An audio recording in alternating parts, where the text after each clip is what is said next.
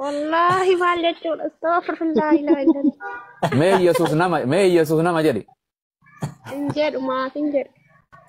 لا والله لا جو بروح الله أرجعت والله أرجعت كذا ويو اسري جدي بقى أنت كان أجي فدا والله. أيه ኢየሱስን የፈጠረው እግዚአብሔር ነው እና ለምን አንቺን አልፈጠረሽም እግዚአብሔር ስልጣን ሰጠው ነው እንዲፈጥረኝ ነው ስልጣን ከተሰጠውማ የለውም ማለት ነው ተሰጥቶት ነው እንጂ መፍጠር አይችልም በራሱ እግዚአብሔርና ኢየሱስ እኮ ልዩነት የላቸውም ያው ናቸው ልዩነት አላቸው ኢየሱስ እኮ የሱ ልጅ ነው እንጂ እሱ አይደለም የአባቱ ልጅ አይደል እንዴ እኮ ግን አንድ ናቸው ኢየሱስ ክርስቶስ እግዚአብሔር አንድ አባትና ልጅ ያንቺ ልጅና አንቺና ልጅሽ አንድ ናቸው ኦፍ ኮርስ የተሳሰረ ነገር አለን ከኔ ውስጥ የተሳሰረ ነገር አላችሁ እንጂ ሁለት ሰው ናቸው አይደል ሁለት ሰውማ በእንትን ሁለት ሰው ነን በአካል ሁለት ሰው ናቸው አባን ነመጣዬ እርገተ ቆታን አባ ኢየሱስ ነመጣዬ ራ ለፈዱፌ አከም ኦይ ሱሱ ኦሮምኛን እንደንደሳሚ ጥቆ እንደንደሴኒ ነንደ አገሩ ስሪት ያደክ የብሱፍ ነትንቶል ማለን እንደንዳይ ኦይ ረኮሜቲ ጨጨብስኔት ሞወሊ ገላ ኦሮሜ ፈሲ በርሲብናቲ ጉራሲ ሚጭሬ ደገፈት ኢየሱስ ነመቡቱ ዋቅቡቱ ናን ጀተመቲ አካል ጀተ ያዳ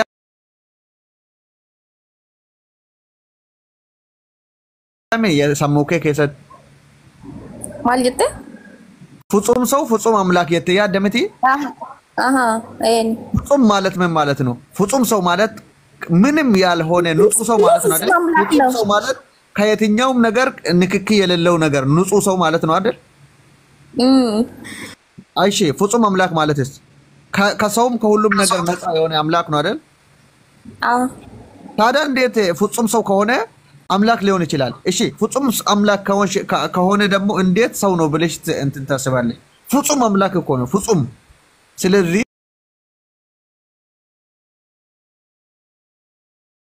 እኛ ስለ ስልጣኑን አልጠየቅኩሽም ስልጣን ማንንም ቢሰጠኝ አሁን አብይ ራሱ ለአብዱሴ ስልጣን ሰጥቶ ሄድና ጅማን አስተዳደር ብለኝ ተልኬ ነው እንጂ ወይ ደግሞ ለራሴ ስልጣን ምናምን መንግስቱኝ አይደለም አባቱ ነው ለልግ ስልጣን የሰጠው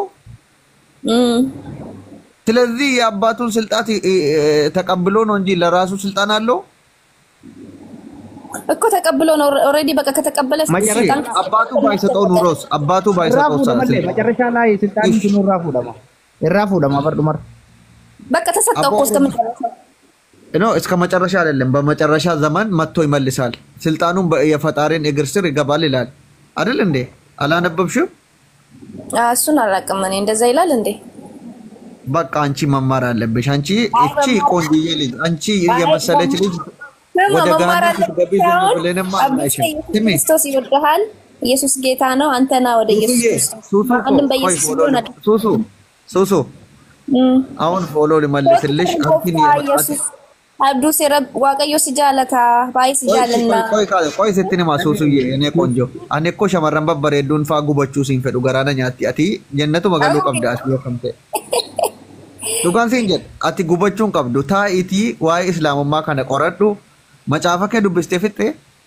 ለምቤ ከዋይ እስልምናስ በከስር መጫፈከ ሲዱብሱ ጥቅሲ ተኮ ሲዱብሱ ዋይ ዱማ ዋይ ኢየሱስ ጀት ማጀ እሺ ናፍ ገለቶሜ ወንገለ ከየጥቆ ሲዱብሳትሌ አቹማ ነይ ተዱብ ፈታዩ ገለቶሜ ግን ሙጫን በሬዱን ኩን አከሲንን ጉበን ረቢን ከዳፊ ፕሊስ ሸመሪ በሬዱን ጉበቹን ቀብዱ ጀነት አገልጡ ባቱን ጉበዳ ሲቱ ጉበታ ማለን ጉበድ ረቢ ፉላኒ ከረ ጀነትን ገላ ዱጋር ቢቶና ረዱ ያነረ አቲ ጉበቱ ከሰ በሪሲን ጉበቱ ከሰ ተርተኒ ወሪ ክርስቲያና የሰ ጉበተን በይታ ሲኦል ይሰ ጉዳ ማሊፍ ማሊፍ ወለጀሰ ቆይ takka warri kiristaanaa fuuru shurufka jannataatu nagartan ክርስቲያና እቹም ክርስቲያንስ ገራገሩማ ቀባ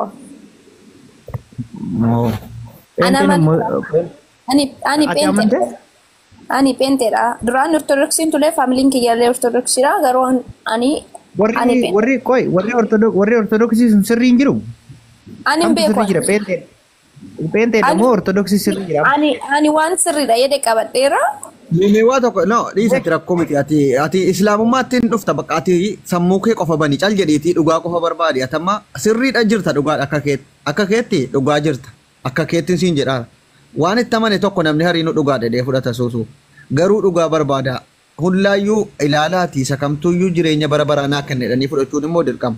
Atamma akka keetti dhugaa. Qoy egaa siif hima. Macaafa qulqulluutti ni amanta miti. Macaafa qulqulluu jecha Yesuus Kiristoos ni fudhattaa min faallessitu miti. Yesuus Kiristoos nabiyyiidha jedha macaafni ergamaa talaakiino. Yalla mallattinyaan macaaf qudduus. Ergamaadha. Yesuus Kiristoos ergamaa Waaqayyooti malee Waaqa miti. Waaqa biraa ergamee dhufee uummata Israa'el karaarraa badan barsiisuudhaaf dhufee jedha macaafni. Maalshi. Tii dubbisaa Wangeela Yohaannis boqonnaa 17 lakkoofsa 3 hanga 5tti ilaal Yesuus Kiristoos afaan isaatiin maal jedha yoo dhaqxee dubbifatte Waaqayyo isa tokkicha ilaal Yesuustu jechuun jira uummata yeroo barsiisu. Waaqayyo isa tokkicha isa dhugaa Yesuus Kiristoosiin isa ati ergite beekuun isaanii jireenya bara baraatii jedha. Amiin. Annan fudhadha kan. Amiin. Mee irra deebii si'a tokko irra deebii. Akkana wallah. Amiin. Ela. Abduu si irra deebii please. Wangeela Yohaannis boqonnaa 17 lakkoofsa 3 yoo dhaqxee dubbifatte Waaqayyo isa tokkicha isa dhugaa Yesuus Kiristoosiin ati ergite beekuun isaanii jireenya bara baraatii. Yommuu akkatti jennu atuma jecha kana jecha Yesuus nan fudha yoo jette shaadaa qabattee muslima taate jechuudha. Maal jechuudha? Nu kana beektaa akkasuma Yesuus Kiristoos akkuma inni ofiin dubbate totuu ittiin dabalin dhugaadhaan jecha isaa kana dhugoomsina. Waaqayyoon isa tokkicha isa Yesuus Kiristoos erge sana ni amanna nuti. Yesuus Kiristoos immoo ergamaa Waaqayyoo akka inni ta'e ni amanna nuti. Karaa dhugaatti nama waamuudhaaf yeroo sana uummata Israa'eliif ergamuu isaa ni amanna. Maaliif macaafa kan keerrattis akkasuma jedhatuun faallessin. Mul'atu kunoo. Mul'ata yaran. Mul'atu afarsoo. Okay. Viidiyoon hin banamne ana biraa. Mul'atu baay'ee. Ammoo. Gara kenna qoyaa kaan. Jiiturri. Diimaa sanatti iyyuu intinii godhe afarsoo. Suusuu. Waayee. Amma si dubbisu. Qoyaa ana nuffisaa fi maqaa isaa. Okay, si dubbisa dhaggeeffadhu. Yohaannis 15 lakkoofsa 10 irrattis akkanadha Yesuus Kiristoos. Ammoo Abdusee. Mee dubbisiif. Kinoo amma mul'atu jira kenna. Dubbataam amma mul'ataam. Kunoo bakka dubbifadhu mee suusuyye afaan keetiin maqaa yaa dubbistu qo'isi. Afaan Oromoo dubbisuu dandeessaa dubbisi bakka amma dubbisu afaan Oromoo beekwani. Okay, dubbisi. Wayyaana isumati dubbiste maalan dubbisaa ofii re'aan. Maal jedha beektaa ammas immoo qayi bakka biraa bakka sirriitti Yesuus of ibse faanitti maakanii. Suusuu. Wayee. Giiftii koo ati dhugaa barbaaddaami yookiin mormiidhaaf jibbaa waa hundaan qabdu miti sammuu kee wooma bakka yoo dhuguma jechee Yesuus argatte ni fudhattaami. Kiristoos maal jedha Wangeela Yohaannis boqonnaa 15 lakkoofsa 10 irratti. Akkuma ani abboomii abbaa kootii hundumaa eege jaalala isaatis qabamee jiraadhu isinis abboomii koo hundumaa yoo eegdan jaalala kootiin qabamtanii ni jiraattu jedha. Yesuus Kiristoos abboomii eenyu eega? Shan soddoma liitti ta'eef. Abboomii jechuun ajaja Waaqayyoo jechuun bitamuu yookiin ajajamuu. Ajaja Waaqayyoo jechuun abboomii. Akkuma abboomii abbaa kootii hundumaa eegee jaalala isaatiin qabamee jiraadhu isinis abboomii koo hundumaa yoo eegdan jaalala kootiin qabamtanii jiraattu jedha. Kanaafi ajaji Yesuus Kiristoos macaafa keessatti yeroo lafa ture kana waggaa 33 lafa kanarra jiraate barsiise yoo wajjira hojjete shan soddomallee itti dabaliifachuu manaa dhaggeeffattu bakka inni humna kootiin homaa gochuu hin danda'u jedhu san yaada koo duuka bu'uun barbaadu bakka yeroo kanarraa dubbisiif. Homaa gochuu hin danda'u Yesuus. Asumaan qabadhu suusu ta'e. Kanni waa gochuu hin dandeenye yaadu. Yesuus Kiristoos waa gochuu hin dandeenye malee anaaf naa godha akkas hin jenne. Isa jedhee barda siifis ta'e nama hundaafuu waa tokko humna isaatiin gochuu hin danda'u Yesuus akka jedhe maal jetta reesi qofaaf miti bar. Nama hundaaf gochuu hin danda'u Yesuus. Humna kootiin homaa gochuu hin danda'u jedha. Maal wayyaree amma suusuu koo Yesuusoo anoo humna kootii waa tokko gochuu hin danda'u jedha. Akkam goona. Humna maaliif jedhame? Humna abbaa isaatiin. Okay, Wangeela Yohaannis boqonnaa 5 lakkoofsa 30 irratti akkanadha suusuu dhaggeeffadhu. Ani ko jecha Yesuusin sitti maara malee jecha Abduseeti miti. Jecha Yesuus yommuu fudhatta ta'e dhugoomsi fudhadhu. Sammuu keetii maaliifuu yeroo raftu ciisuu dhayxu xiinxali maal naan jedhaa ture joo abdusee wanti inni naa dubbisaa ture kun jechi Yesuus moo jecha ofii naa dubbisaa ture jetta laal. Yesuus itti dabalee ani humna kootiin homaa gochuu hin danda'u abbaa koo irraa akkan dhaga'etti nan faradaa firdiin ani faradus qajeelaadha anoo yaada koo duukaa bu'uu hin barbaadu yaada isa na ergee duukaa bu'a malee jedha suusu. Yaada isa na ergee asitti illee ergamee dhufa. Yesuus ergama ani humna kootiin homaa gochuu hin danda'u. Humna kootiin homaa gochuu hin danda'u. Abbaa koo irraa akkan dhaga'etti nan farada. Firdiin ani faradus qajeelaadha. Anoo yaada koo duukaa bu'uu hin barbaadu. Yaada isa ana ergee duukan bu'a malee jedha Yesuus Kiristoos. Alayhi salaam nagaa rabbii sarraa jiraatu. Waa takka yaada kiyya duuka maal jedhee beektaa yaada kiyya duuka bu'uu hin barbaadudha. Yaada sammuu isaa keessa hin barbaadu inni yaada isaa fudhachuu. Yaadni isaa fudhatama qabu. Yaada abbaa isa erge samiirra waa isa waaqaaf lafa uume isa waa hunda uume isa samii dachee uume isa Yesuusiin uume isa suusuu uume isa abdusee uume sana waaqessa Yesuus. Yaada isaa fudhatamne Yesuus yaada ofii duuka. Yaada isaatuyyuu bu'aan qabu jechuudha. Yaadni Yesuus yaaduyyuu yaada kiyya duuka bu'uu hin barbaadudha. Yaadni nama fakkeenyaaf waan inni yaadu takka hin barbaadu jechuun akka yaadni kiyya sun fudhatama hin qabne argisiisa jechuudha. Sigalee amma namni tokko inni kijibee gizee jedhe kijiba dubbate khalaas. Kijibeera yoo jedhe anamma waan inni dubbate san niin kijibee khalaas dhiifama jedheen darba. Akkuma sanii Yesuus yaada ofii sammuu isaa keessaa burqisiisu tokko hin qabu jechuudha. Yaada isa ergee malee. Yaada isa ergee sana waan isa ergee sana bakkaan ga'u qofa yaada inni itti hime waan abbaan isaa itti hime kana godhi san godhi waan abbaan jedheen malee ofii isaatii waan tokko gochuu hin danda'u. Hin danda'u jedhe. Yaada isa sanii malee yaadni kiyyas fudhatama hin qabu jedhe. Firdiin ani faradus kan isaati malee khayyaa miti jedhe. Maal jettaa asirratti ati kam jette mee? Mee akkamitti dhaqnee itti amannaa isin jaalatan nuun jetta? Mee akkamitti dhaqnee yaadni kiyya fudhatama hin qabu yaada sana ergee malee ja'a. Nuti isa erge san ni fudhannaa bar. Fudhattaati. Abbaa. Kara garee uruufa. Abbaa fudhannaa. Baqaate amma giifti intini hijaaba bitii fi abaayaan bitamuu fi qaba abaayaana bitamuu. Understand this in going sorry. Naaf abaayaan amma abaayaa eessa jirta abaayaan siif ergama gara garee huruufaa deemte qaraata kana booda ati muslima taate bara kanatti jecha Yesuus fudhannaan huruufa barattaa muwaata. Naaf hin galle barbaadu. Ati muslima taate jirta ati muslima maal of hin beektu amma. Azim. Astaghfirullah. Ande muslima barat. An muslima miti maal taate? Abo muslima maal taate akkamitti muslima miti? Wallahi asiman muslima miti rabbi fulle. Amma jetteen kaane ati shiyaada si qabsiifne abbaani fudhatta ennaan eeni fudhadhan jenne? Ma abbaan fudhadha jechuun taada jechuun naaf hin galle. Abbaa egaa abbatti amante gara garee uruufaatti. Dhuguma siin jedha dhaqii kiristaanotaan mee ani abbaa fudhadhee jedhi gaafadhu ati shiyaada qabatteerta siin jedha. Kiristaanotuma feete gaafadhu mee suus deemu. Abbaa jechuun naaf hin galle. Wanti jettu maal jetta beektaa suusu itti dabaluudhaaf ituma amma Oromiffaan jettee shaadaa qabatte kana waan hin jettu. Aadaan qabanne maal taate abbaan jedhira rabbi. Amma Oromiffaan jettee macaafa keerraa Arabiffaan na duuka jetta rakkoo. Arabiffaan yaa jettu obbisiisu kana. Jedhi suusu na duuka. Maaf hin jira. Inni naaf understandii toon godhin naaf hin galle maal taateeti dirqaman. No ma jecha macaafa keetti dhugoomsitee shaadaa qabattee kaatee bar. Maalin jedhe naaf hin galle ani mi understanding goone mucaa waan jedhe rabbi fulle. Ani baay'ee naaf hin galle. Boqonnaa 5 lakkoofsa 30 fudhattamoo fudhattu. Ko maal jedha? Macaafa qulqulluu hin fudhattamoo fudhattu kanuma nan fudha yookiin hin fudhu. Macaafa qulqulluu ni bulta miti? Ni. Bakka ati macaafa qulqulluu keessaa wangeela Yohaannis boqonnaa 5 lakkoofsa 30 erga fudhatte muslima taateettaan siin jedhe. Rabbi. Ma jechuun naaf hin galle toon naaf hin galle muslima taate. Wangeeluma keessaa daasiifsiisee bar wangeeluma keetuyyuu wangeelli kan kee akka islaama taatu si ajaja bar.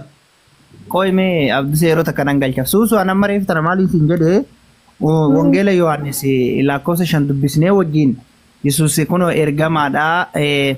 Yaada koo duukas bu'uu hin barbaadu jedha. Yaada isa na ergee sana duuka bu'uu barbaada.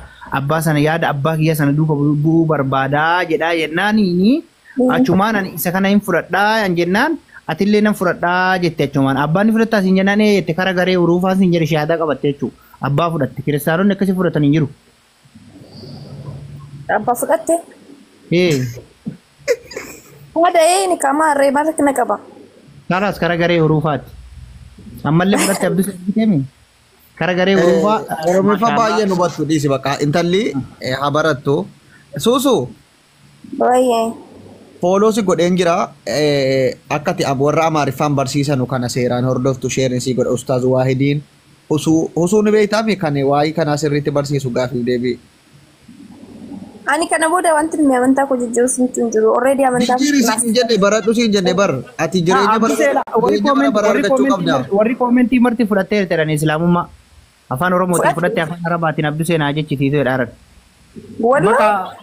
Dhugaa rabbi warri koomentii kun guruu shahaadaa qabatteerti jedhan afaan oromootiin fudhatteerti yoo ganaa deebitee cuubbamte malee kiristaana ta'uu hin dandeettudha koomentii wayii. Daa wallaa jedhin. Okay, yoom si cuubamii wallahi muslimummaa si wayya maaliif karaa daandii dhugaa karaa Yesuus Kiristoos qabatta qajeelumatti. Maali beektaa? Yesuusiin hordof dhuguma Yesuusiin jaallatta yoo ta'e islaamummaa keessa namni sirriitti Yesuusiin jaallatu muslima qofa. Eshi Abduu Seyaati fakkeenya jechuudha. Abduu Seyaati. Ani muslima ta'e Yesuusiin akka baay'ee jaalladhu hin beektaa? Suusu. Ana caala akkati Yesuusiin hin jaallanne hin beektu Yesuusiin yoo kaate muslima taate waa'ee Yesuusiin waliin argine wayii waa'ee Yesuusiin jibbitu sitti fakkaata? Natti hin fakkaatu. Muslimni Yesuusiin akka baay'ee jaallatu ni beektaa? Ni nan beeka. Kanaafuu ati maal ajjaadhaaf ajaja Yesuus Kiristoos hin guutture sirriitti kan ajaja Yesuus guutee waan inni ta'e otuutti hin dabalin otuu irraan hir'isin fudhatu muslima waan ta'eef. ምክንያቱም እሺ አማርፋን ስትማ ይኸውልህ ኢየሱስ ክርስቶስ ለእኔ ስል ዋጋ ከፍሏል፣ ሞቷል፣ ተሰቅሏል። ስለዚህ እኔ የትኛው መጽሐፍ ላይ ነው ያነበብሽው? ቆይ የትኛው መጽሐፍ ላይ ነው? እኔ ለእናንተ ዋጋ ከፍያለሁ አላለም እኮ። እስቲ መረጃ አንድ መረጃ ከመጽሐፍ ቅዱስ አንድ መረጃ ካመጫችልኝ እኔ ካንቺ ጋር ክርስቲያን ሆናለሁ። እኔ ለእናንተ ተሰቅያለሁ፣ ለእናንተ ተገርፌያለሁ፣ ለእናንተ ለመሰቀል ነው የመጣሁት ብሎ ኢየሱስ ቃል በቃል ካወራ አሁኑኑ ካንቺ ጋር ክርስትና ወስዳለሁ። የለም ለምን መጽሐፍ ቅዱስን አንብቤ ያለው ካልክ እሱን እንደዚህ አይነት ቦታ ሲሆን ለምን አታነብም አንተ? ለምን ትላለህ? የለም አልኩሽ እኮ ፈልጌ ስላጣው ነው። ኢየሱስ እንደዛ አላለም። ኢየሱስ እኔ ለእናንተ ለመሰቀል ነው የመጣሁት ወይ ደግሞ ለእናንተ ተገርፌያለሁ፣ ተቀጥቅጫለሁ፣ ተሰቅያለሁ አላለም። ሰው ነው። አሁን አንቺ እንደዛ ትያለሽ አይደል? ኢየሱስ ተሰቅሎልኛል፣ ተገርፎልኛል ብለሽ ታስባለሽ አይደል? አምናለሁ እንጂ ማስተሳሰብ እንጂ ኢየሱስ ክርስቶስ ደግሞ እዚህ መሬት ላይ በነበረው ጊዜ እዚህ ምድር ላይ በነበረው ጊዜ እንደዚህ አይነት ትምህርት አላስተማረም። ለእናንተ ለመሰቀል ነው ወይም ደግሞ ለመገደል ነው የመጣሁት፣ ተሰቃይቻለሁ፣ ለመሰቃየት ነው የመጣሁት የሚል ሐሳብ አላስተማረም። እሱ ለፈጣሪ ተገዙ፣ ለአንድ ፈጣሪ ብቻ እንድንገዛ ሲያስተምርን ነበር ኢየሱስ ክርስቶስ። አንቺ ለምንድን ነው የሱን ትምህርት ማጥተጂ? ኢየሱስ ተሰቅሎልኛል ከሚት ምን እንዴ ፈጣሪ እንዴት ይሰቀላል? ፈጣሪ ይሰቀላል ብለሽ ታስባለሽ? ለሰው ልጅ ስለ ዋጋ መክፈል ስለነበረ ፈጣሪ ይቅርታ ማድረግ ቢፈልግ ለኛ ይቅርታ ለማድረግ ብሎ ነው አይደል? እንዳስተንቺ አስተሳሰብ አይደል? ፈጣሪ ሁሉን ቻይ ነው አይደል? ሁሉም ነገር ማድረግ ይችላል። ለምን መጥቶ ከመገረፍ በሰው ልጅ እንደዚህ ራሱን ከሚያስንቅ ለምን እዛ ሆኖ ይቅርታ ያደርግልንም? ይቅርታ ማድረግ ቢፈልግ ኑሮ ይሄ የማይመስል እንትን ነገር ነው።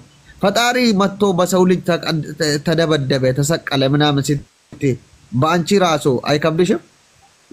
አንተ የፈጠረው ፍጡር ፈጣሪ እንትን አድርጎ ይገላል። አብዱሴ እኔ የምልህ አሁን ለምሳሌ እሺ ምሳሌ ምድር ላይ አይ ምሳሌ አይደለም። አንተ ምሳሌ እየተጠቀምኩ ስለሆነ እኔ ምሳሌ ልጠቀም።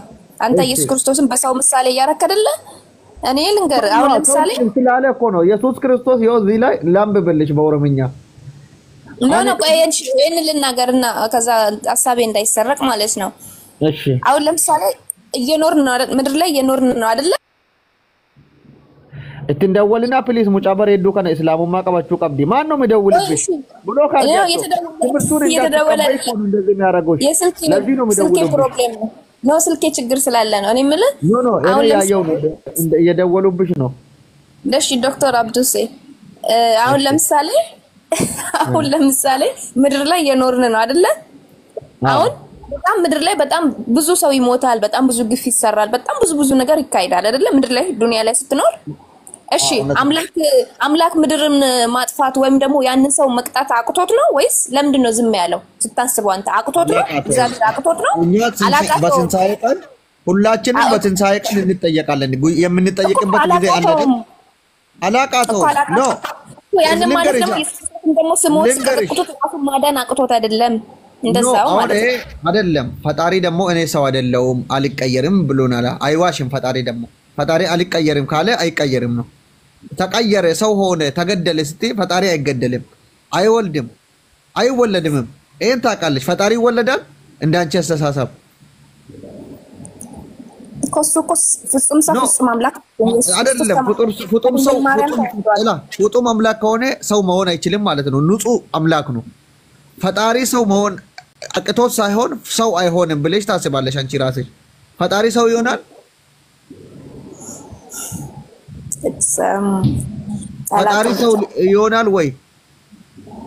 ማለት ፍጹም ሰው ፍጹም አምላክ እንኳን ፍጹም ማለት ፍጹም እሺ፣ አንቺ እንደ አንቺ አማርኛ ፍጹም ማለት ምን ማለት ነው? ከሁሉም ነፃ የሆነ ነገር ነው አይደል? አንቺ ሱሱ ፍጹም ሱሱ ከሆንሽ ፍጹም አብዱሴ አይደለሽም ማለት ነው አይደል? ፍጹም ሱሱ አይደል? ስለዚህ ፍጹም አምላክ ከሆነ ሰው ያልሆነ ንጹህ አምላክ ማለት ነው። ፍጹም ሰው ከሆነ ደግሞ አምላክ ያልሆነ ንጹህ ሰው ማለት ነው። እንዴት ሁለት ነገር አንድ ላይ እንትን ልታረግ ትችላለሽ? ፍጹም አምላክ ፍጹም እኮ ነው። ስለዚህ ሰው ፈጣሪ ደግሞ ተቀይሮ ሰው መሆን ይችላል ወይ ነው ያልኩሽ? ሰው ይሆናል ፈጣሪ? እሺ አንድ ነገር ልጠይቅሽ፣ ፈጣሪ ይሞታል? ፈጣሪ ይሞታል ስትል አይሞትም። ኢየሱስ ክርስቶስ ሞቶ 3 ቀን እንትን ብሎ እኮ ነው የተነሳ አይደል እንዴ? እና ፈጣሪ ይሞታል? ነው ፈጣሪ ይሞታል? ወይ ጉድ! የሞተው በቃ ተው። ብዙ እኔ አሁን ብስጭት ጭንቅላቴን አሳመምከኝ። ግራ እንድጋባሽ ሳይሆን መጽሐፍሽን አንብቢ። መጽሐፍ ቅዱስን ብታነቢ አንቺ ሻሃዳ ትይዣል። እመኝኝ። አብዱሴ ምን አለ በይ የመናገር ልምድ የለኝም፣ ብዙ የማውራት ልምድ የለኝም። ፐርፌክት አይደለሁ። አውቃለሁ የኔ ቆንጆ። አንድ ነገር ልንገርሽ። አንቺ መጽሐፍ ቅዱስን በደንብ ካነበብ አብዱሴ ምን አለ በይ አንቺ ሙስሊም ትሆኛለሽ። መጽሐፍ ቅዱስን ብቻ አንብበሽ እስልምና ትረጃለሽ። ኢየሱስ ክርስቶስ ሰው እንደሆነ ይገባሻል። እንዳልተገደለ እኔ ለመገደል ነው የመጣሁት ብሎ ያወራበት ቦታ እንደሌለ ትረዳለሽ። አንብቢ እስቲ። ዝም ብለሽ ሰው ፓስተር ምናምን ፈጣሪ እንደዚህ ሆኖልናል፣ በሱ ደም ነው እንደዚህ ደም ከፍሎልናል፣ ዋጋ ከፍሎልናል ስላለ አይደለም። የትኛው መጽሐፍ ላይ ነው ኢየሱስ ለእናንተ ለመሰቀል ነው የመጣሁት ተገርፌያለሁ ሰው ሁኛለሁ ብሎ ያወራው? ይሄን ማንበብ አለብሽ። ብታነቢ ኑሮ ሙስሊም ትሆኛለሽ። ለምንድን ነው እንዳለ ኦርቶዶክሶች ጴንጤዎች ሙስሊም የሚሆኑት? መጽሐፋቸውን አንብቦ እውነታውን ተረድቶ ነው። እውነት ለመረዳት ደግሞ ግዴታ ማንበብ አለብሽ። አንብቢ። መጽሐፍ ቅዱስን ብታነቢ አንቺ ሙስሊም ትሆኛለሽ። ብዙ ጊዜ ሳይ ብዙ ጊዜ ትኩረት ጴንጤ ላይ ነውና አንተ ለምንድን ነው ጴንጤዎችን ትወዳቸዋለህ ማለት ነውና ወደፊት ጴንጤ እንደምትሆን አልጠራጠርም። ኖ እኔ ጴንጤዎችን ከጀሃነም ለማዳን ነው። አሁን አንቺ እንዳንቺ አይነት ቆንጆ ሴቶች አሉ እኮ ጴንጤ ውስጥ። አሁን አንቺ አንድ ለምንድን ነው አንተ ታርጌትን ጴንጤ ላይ የምታደርገው? ነው ጴንጤዎች ጀሃነም እንዲገቡ እንትን በጣም ብዙ ህዝቦች ሳይነብ ዝም ብሎ በፓስተር ጸሎት እንደዚህ ሆኖ ሊያል ራፓ ዱሪ ቅሪብሪሩ ይባላል። አሜን ማለት ብቻ ነው ስራቸው። ለዛ ነው በቃሽ። ለማንኛውም ገለቶሚ አየ እንፋዱ አንድ ጥቅስ ልጨምርልሽ የኔ ቆንጆ፣ በኦሮምኛ ይጨመርልሻል ሌላ ሰውም እንዲማር ስለምፈልግ። ዮሐንስ 8:40 ላይ ከ40 እስከ 41 ሄደሽ ታነባለሽ። ለንዱብሱን ደገሰምቲ ሱሱዬ አየ ኢየሱስ ክርስቶስ አከነመተ አፋን ሰዓቲን ሰረት ዱበታ ጅራ እላ አኒ ዱግቻ ኢሰን ዋቀዮ ኢራ ዳገኤ ኢስኒቲ ሂሜራ ኢስን ገሩ አነ ነማ አከሲ አጄሱ በርባዱ አርግደ ኢየሱስ ክርስቶስ አላል ወንጌል ዮሐንስ በቆና ሰደለ ለኮፍታ አፍር ተመረጥ አኒ ዱግቻ ኢሳ ዋቀዮ ኢራ ዋቀዮ ጀዳላል ኦፊፍ አኒ ዋቀዮን ጀነ ዋቀዮ ራ ዋንን ዳገ ጀዳጀ አኒ ዱግቻ ኢሳ ዋቀዮ ኢራ ዳገ ኢስኒቲ ሂሜራ ኢስን ገሩ አነ ነሚች እላል አነ ነማ አከሲ ጀዳ ጅራ ማለ አነ ነማ ዋቀዮ አከሲ አጄሱፍ በርባዱን ጀነ ላላ ዋና ጃይባቲ በር ኢየሱስ ኩን ጩቡቶ ኮን ቀቡ ኢስንቱ ዲዴ ድርቂዳን ኢየሱስ ዋንን ጀዲነ ረካ ጅራ ማለ ኢየሱስ አከሲኒ ገሉት አካ ኢፈተኤት አኒ ነማ tokkichicha isa waaqayyo biraa ergame akkamitti na ajjeesuuf na barbaadu jedhee isinitti himuu jira. Yoo gurra qabaatte kun akkati qajeeltuuf dhibbaan dhibbatti sigaa. Teqsiin tokkittiin kunoo irran sii deebi'a. Ani dhugicha isa waaqayyoo irraa dhagahe isinitti himeera. Isin garuu ana nama akkasii ajjeesuu barbaaddu jedhe.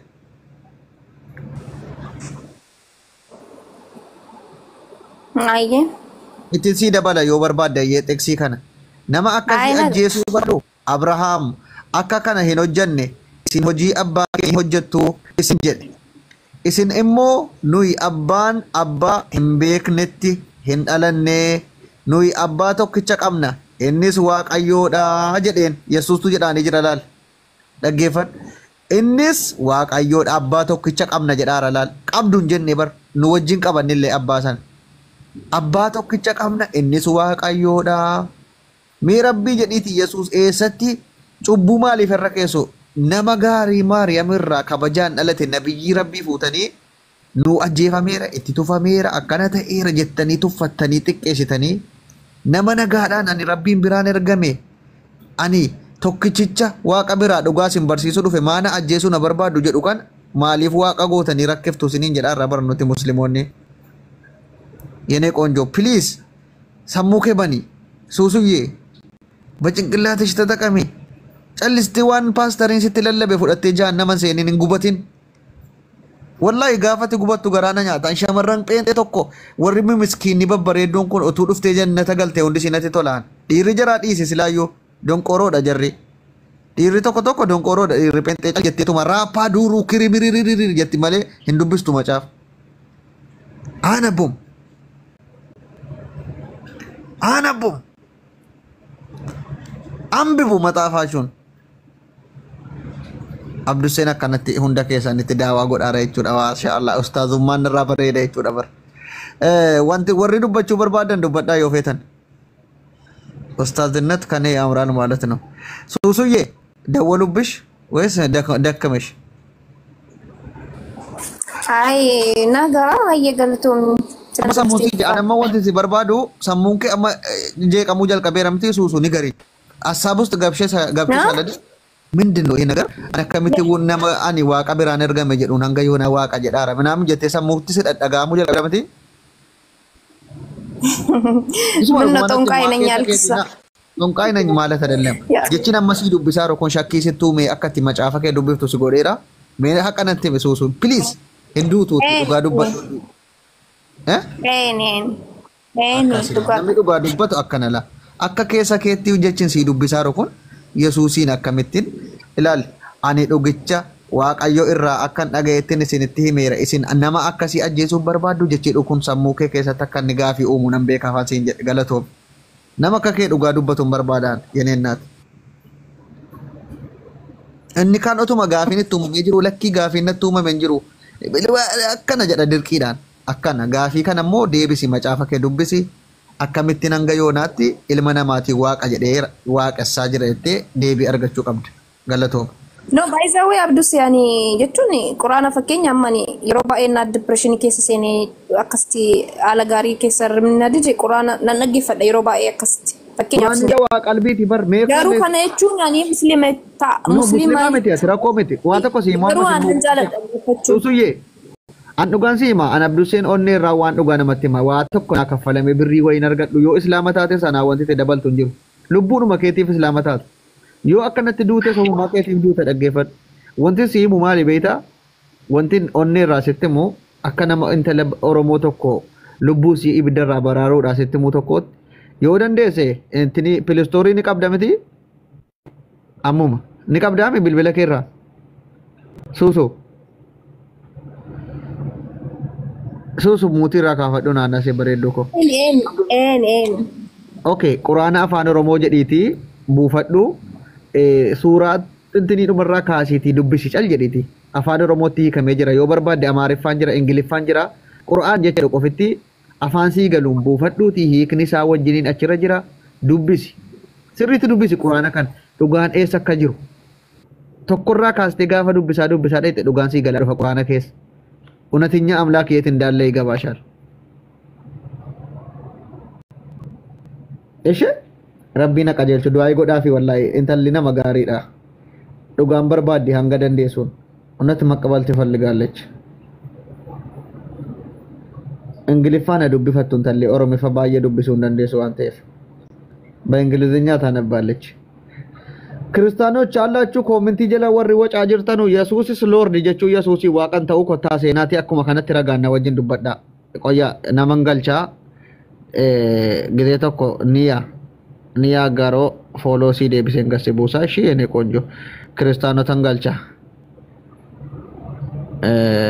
ቦታ ነማንገውዳፍ አማ ሱሱን ቴሴ በረት ሲች ገሬሻ ዳት ሼር ጎዴና ዋማ ትማራለች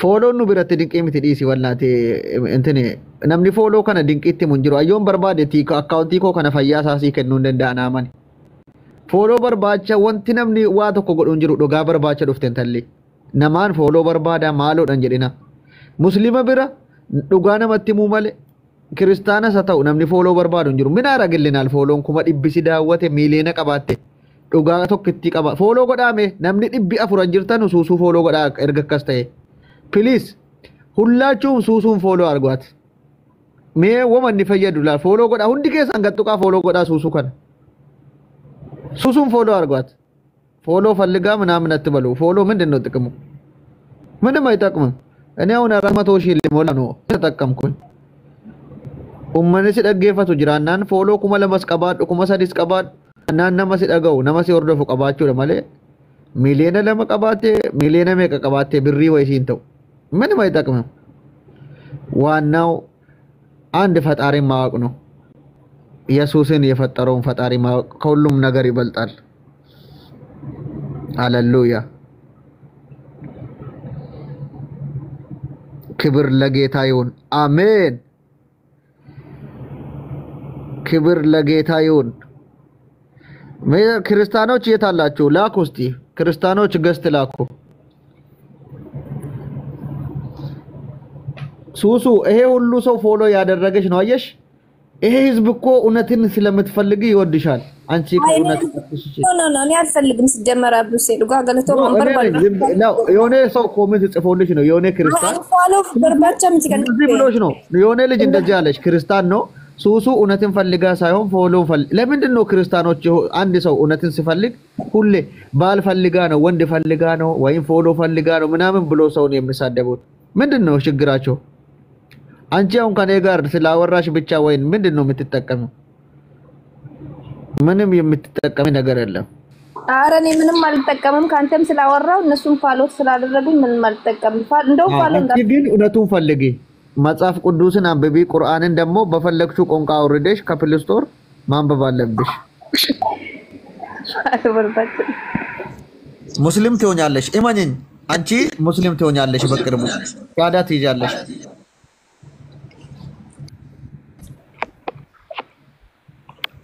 ኡስታዞኒ ኦቱ ኦልና ሴንተኒን ተሎ ከነ ቁርአና ፈዲሰስ ወልቢረ ቀብደኒና ሁበቺፍተኒ ነቲ ቶላን ተሊና ዱጋ በርባዱ ረቢ ሲያ ቀጀልቹ ወላይ ኦኔ ቁልቁሉ ቀብዲ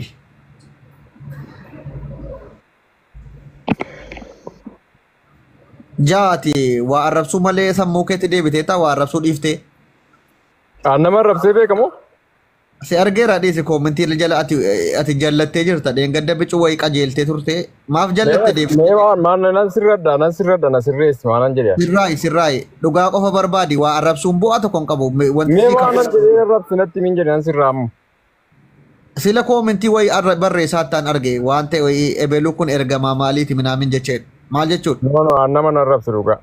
No. Toobadhu ayyee toobaa lammata nama narrabsu. No, ani nama narrabsu dhugaa.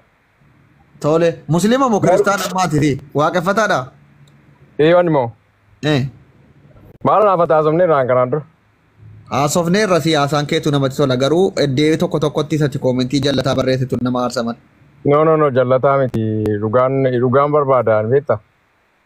Otoo abba dhugaa argattee islaamummaan dhugaa ta'uu argite ni fudhattaa? Abdusee. No, gaafiidha bar. Otoo amma islaamummaan dhugaa ta'uu argite. Amma waan kiristaanummaa keessa jirtuu fi du'een bada malee islaamummaa fudhuu jetta. Miti shaalaa maaloo beektaa amma fakkeenyaaf jechuudha.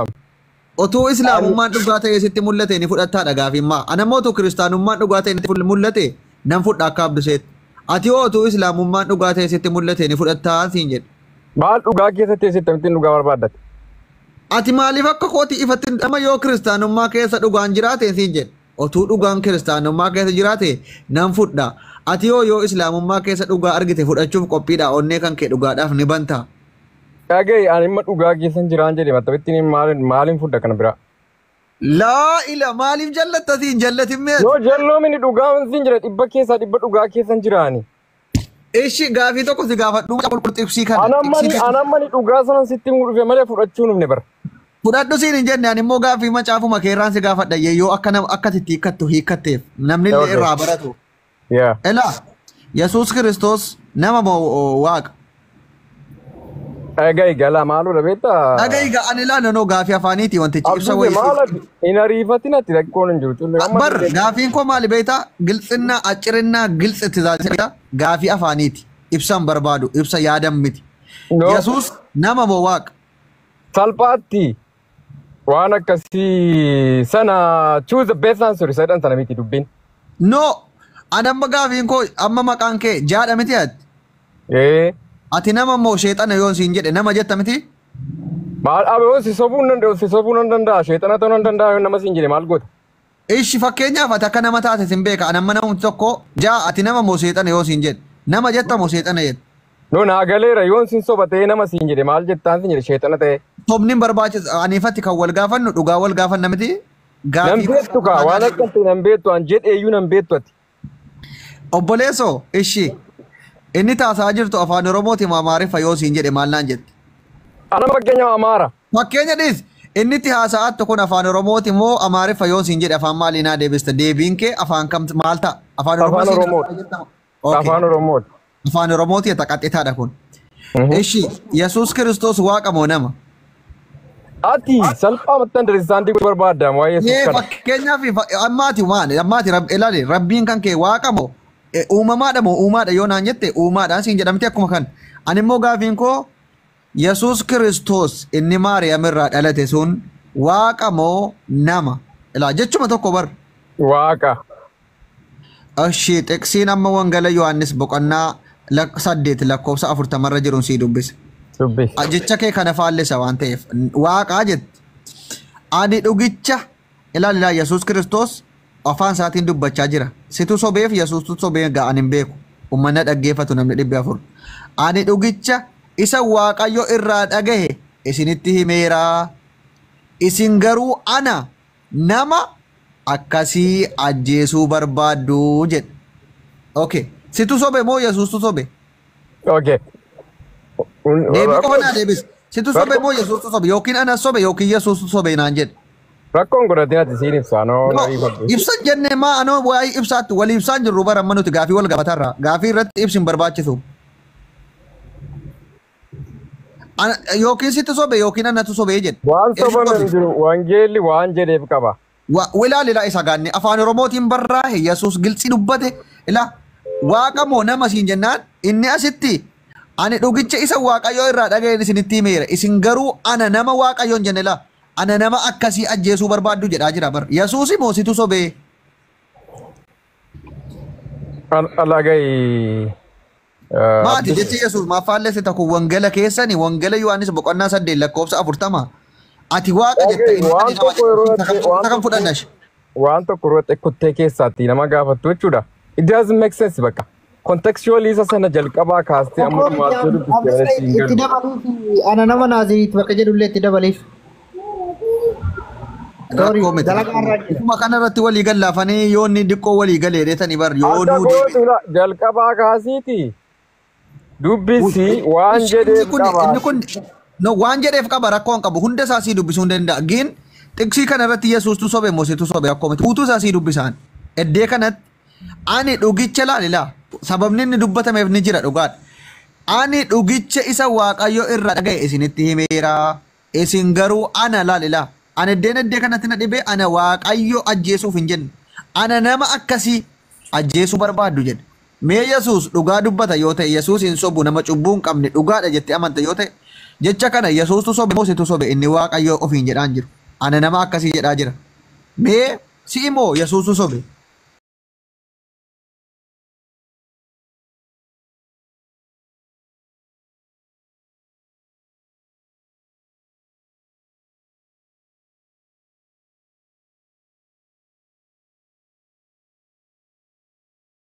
maalitti dabalta hiika mataa keetii waan inni hin jedhin tarii kanaaf jedhe yaada kee tarii kanaaf jedhe isa jedhu kan tarii dhalaal kun falasifaa jechuudha. Amma kun immoo Abduu ani si dabalu obboleessa kiyya.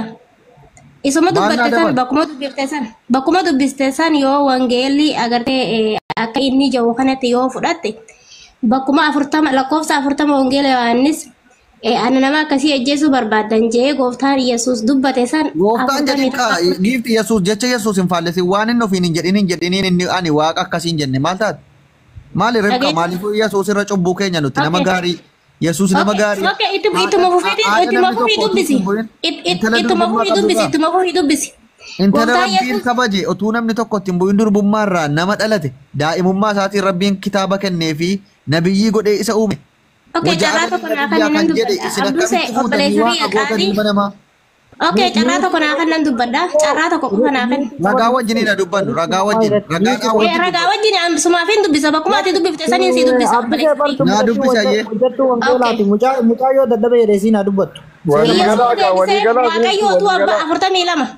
Yesuus deebisee Waaqayyoo tu abbaa ana jaallattu. Wallolaa xinnoo jesin. Ano waaqayyo keessa beetiin jaa Yesuus. Maryamiin na dhala jenne asitti. Ano waaqayyo keessa bee Yesuus Kiristoos isa waaqayyo keessa bee dhufe. Yesuus Kiristoos ani waaqayyo keessa been dhufe as jira. Jedhu waan hin jenne jedhin maal jedha beekaa Phaawulos bakkumaati dubbiftee lakkoofsa 42 siif dubbise Abduu Seekaa nyaatte. Qoy mee obsi mee Ribka waa tokko biyya tokko si muutiirra miira keessaa baay'ee ni dubbata waan siifaa kennamu. Phaawulos maal jedhe beektaa Ximaatiyoos 2:11 irratti dubartiin abboomamuu hundumaa gab jettee haa baratu dubartiin gabiitti haa jiraattu nan jedha malee haa barsiiftu dhiira irrattis aboo haa qabaattu hin jedhu. Addaam duraan dursee tolfame Hawwaan immoo ergasii tolfamtee Ximaatiyoos dubartiin gabbi jettee haa barattu siin jedha. Kanaaf waa barsiisuuf iyyaalessiin jechuu kiyyaa dhiifama yoo sitti dhaga'ame goota koo. Rakkoon qabu obboleessa kiyyaa. Kanaaf ajaja macaafa qulqulluu ni eegda yoo ta'e ta'e baradhu. Eeglaal Abduu Seekaa addee kiyya ani waanuma agartee ati bakkuma ati dubbifte saniin. Dubartiin gabba jettu. Please haasoftu. Laala amma Yesuus hinduma ati dubbifte Abduu Seekaa addee kiyya laala amma maal seeta. Adde Abduu Seekaa laala amma dhugaan waan ati jette tokko nuti tolte jecha kan keessantuu na dhaabe asiin bira malee dhaabadhu. Ani osoo dhugaa harkatee. Osoon dhugaa akkadhaan dhugaan sana fudhachiise baasan nan fudhadhaa waan ati jette tokkootu dhugaan siin jaa santu naa dhaabe malee ani salaasi biraan kuta malee waan biraa osoo jette si biraan dhaabbadhu jechaa ati jette. Akkoo miti ayyeen hubachiise okay dhugaa macnaa baasi xiqsiisa nan qaba macaafa maal jedha eessatti addeen ati dhugaa na hubachiisuu yaalte kun. Dhugaan eenyu akka ta'e sittiin yoo fudhattellee sihi Yesuus Kiristoos dhugaa nana je. Abdulaziz magala kan dhufte Abdulaziz Sharafu qoy naman dubbisa. Abdulaziz Habibi welcome. Assalamu alaikum warahmatullahi wabarakatuh. Wa alaikum assalam warahmatullah. Mee dhagaa tokko Yesuus na baasuuf isa na boodatti si dabarsaa qoy. Xiqsii way na baasuuf deemti na fakkaata Ribqaa. Dhugaa na hubachiisuuf waa himata. Okay. Na baasime. Wangeela gooftaa keenya Yesuus Kiristoos isa Yohaannis barreesse boqonnaa 14 lakkoofsa 6 irratti Yesuus deebisee karichi dhugaan. Qoy nan banadha. Eessa jette Yohaannis meeqa? 14 lakkoofsa 6 banadhu. Okay, Yohaannis 14 qoy Yohaannis 14 lakkoofsa 6. Okay. Yesuus deebisee karichi kanuma qofittiidhaan deemta karichi dhugaan jireenyi ana jecha Yesuus Kiristoos dubbate kanaatiin ani waan kana sitti himuu barbaade dhugaan ana jee Yesuus karaan ana jee jireenyinis ana maal jechuudha shinaayii kime hiika mataa keetiitti gaafa hiikkattu maal jechuudha karaan amma fakkeenyaaf hiikin jedhe karaa jechuun akkana jedhe hiikatti naa kenne ka jechuma kana karaan kan jireenyatti nama geessu